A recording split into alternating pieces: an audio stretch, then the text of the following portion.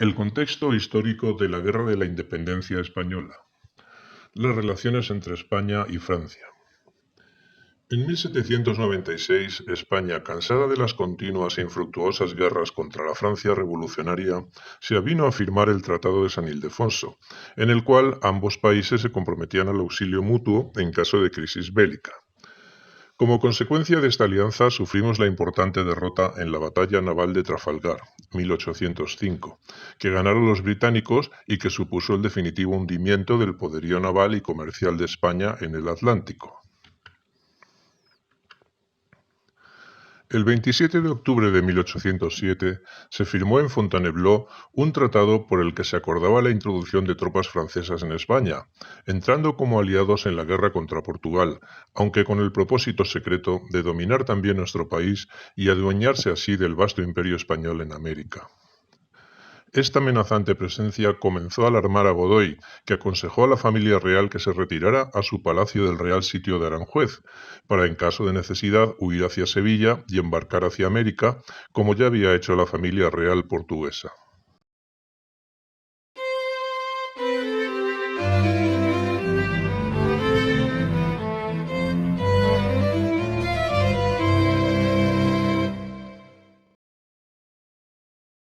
Consternados por la situación, los partidarios de Fernando, el sucesor al trono, prepararon una rebelión popular, azuzando al pueblo contra Carlos IV y Godoy. El motín, que tuvo lugar entre el 17 y el 19 de marzo de 1808 en Aranjuez, tuvo como consecuencia la destitución y prisión de Godoy y la abdicación de Carlos IV en su hijo Fernando VII. Era la primera vez que una revuelta destronaba a un rey en España instaurando a otro en el trono. El 24 de marzo, el nuevo rey entraba en Madrid. Sin embargo, Murat no reconoció explícitamente al monarca, recomendándole que se entrevistase con Napoleón en persona para recibir el refrendo del emperador. El 6 de mayo tuvieron lugar las denominadas abdicaciones de Bayona. Fernando VII se vio obligado a entregar el trono a Napoleón, que lo cedió a su hermano José Bonaparte, que reinaría como José I. Mientras tanto, la ocupación militar por parte de los franceses había ido generando un sentimiento antifrancés cada vez más amplio entre la población española.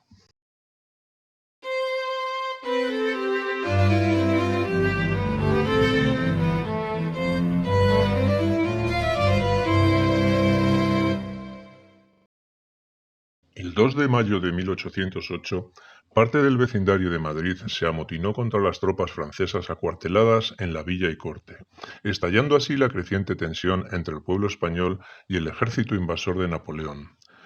La asonada fue duramente reprimida, siendo ejecutados a su término centenares de madrileños y pereciendo en el combate algunos militares como Pedro Velarde y Luis Daoiz, que dirigieron una feroz resistencia en el parque de artillería de Monteleón.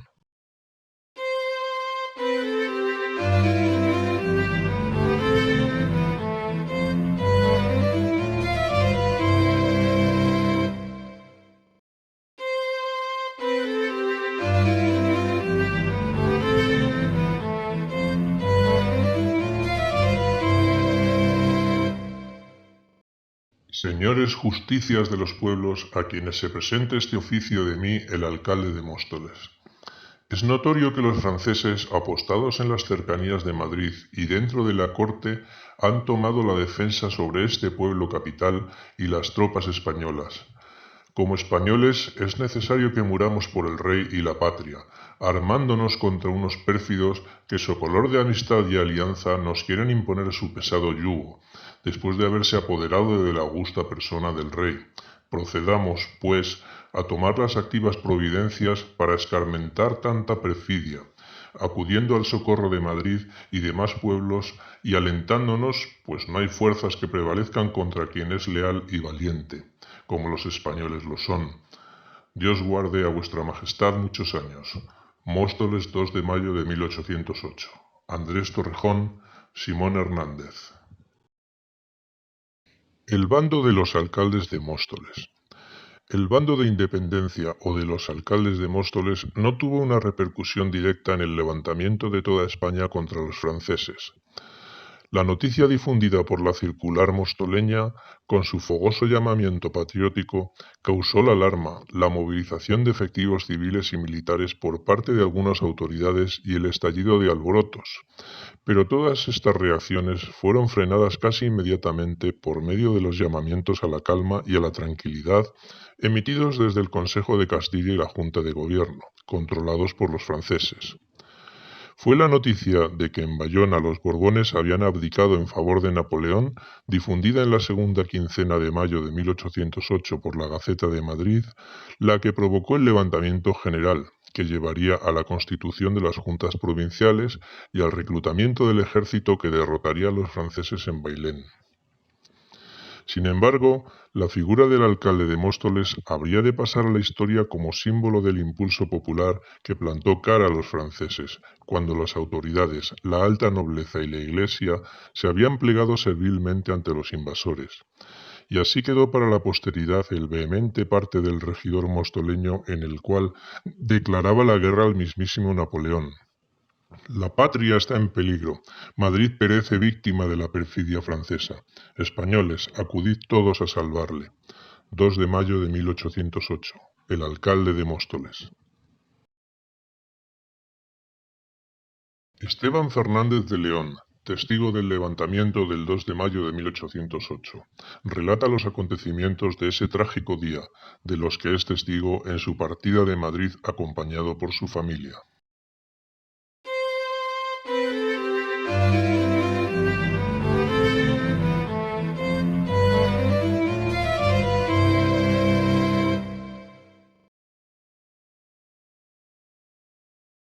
Los impulsores del bando de Móstoles. La noticia del levantamiento popular que ocurría en Madrid fue llevada a Móstoles por Esteban Fernández de León, quien la transmitió a Juan Pérez Villamil, residente en la localidad. A este último corresponde la autoría del bando que fue posteriormente firmado por los dos alcaldes mostoleños. Esteban Fernández de León, 1748-1819, era un hidalgo extremeño que había ocupado diversos cargos de importancia en América. En 1808 se dedicaba a despachar informes para el Consejo de Hacienda y alcanzó los cargos de ministro del Consejo de España en Indias, contador general de las Américas y consejero de Estado. Juan Pérez Villamil, 1754-1824, era un abogado, historiador y jurista asturiano que en 1808 ejercía los altos cargos de fiscal del Consejo de Guerra y secretario del Almirantazgo. Estuvo deportado 2 años en Francia y llegó a ser director de la Real Academia de la Historia, ministro de Hacienda y consejero de Estado. Un viaje del bando en la posta a toda diligencia. El bando de los alcaldes de Móstoles fue llevado por el postillón Pedro Serrano, que salió de Móstoles a las 6 horas de la tarde del 2 de mayo. Cambiando de caballo en cada casa de correos, recorrió en el día casi 99 kilómetros, llegando primero a Navalcarnero y después a Talavera.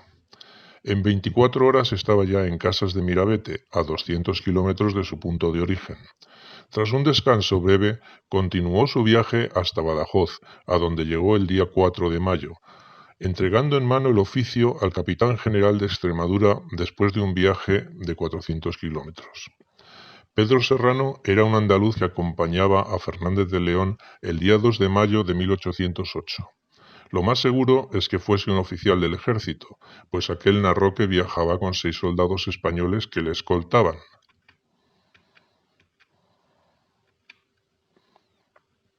Las postas del camino de Extremadura de Móstoles a Badajoz, que recorrió el comisionado Pedro Serrano entre el 2 y el 4 de mayo de 1808, llevando el oficio de los alcaldes.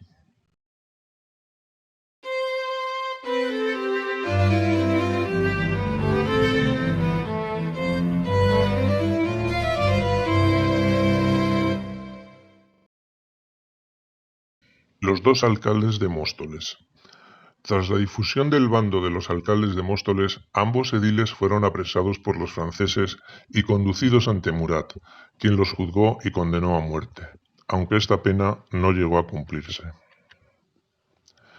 Andrés Torrejón García, 1736-1812, era un labrador mostoleño que ocupó el cargo de alcalde de la Santa Hermandad en 1774 y regidor en 1797, ambos por el Estado Noble.